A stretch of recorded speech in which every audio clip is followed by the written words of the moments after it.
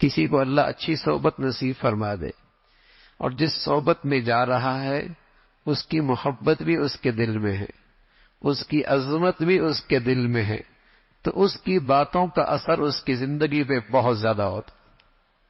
بلکہ اتنا زیادہ ہوتا ہے کہ زندگی کی اس مشغولیت کے اندر بھی اس کی باتیں دماغ میں چلتی رہتی ہیں، کانوں میں گونجتی رہتی ہیں،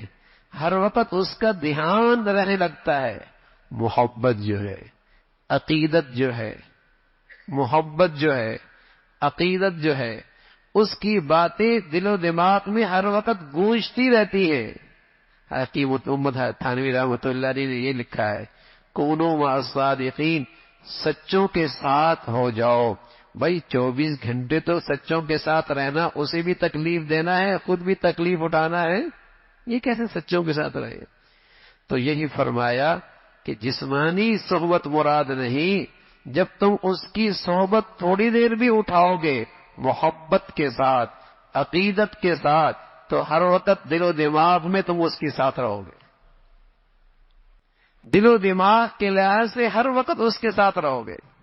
کونوا مع الصادقین، جیسے چھوٹا بچہ ہوتا ہے، اس کے دل میں اس کی ماں ہی ہوتی ہے،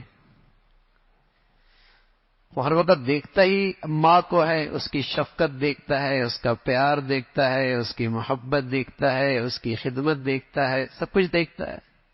اور بچہ باہر گلی میں آ جائے اور کوئی اسے تھپڑ مار دے تو فوراً اس کی زبان سے بے اختیار نکلتا اماں، حالانکہ اماں کوئی نہیں، لیکن اس کے دل و دماغ میں ہے ہی اماں، ہر وقت اسے خیال ہی ماں کا ہے۔ گرا تو اماں، تھپڑ لگا تو اماں، تکلیف آئی تو اماں،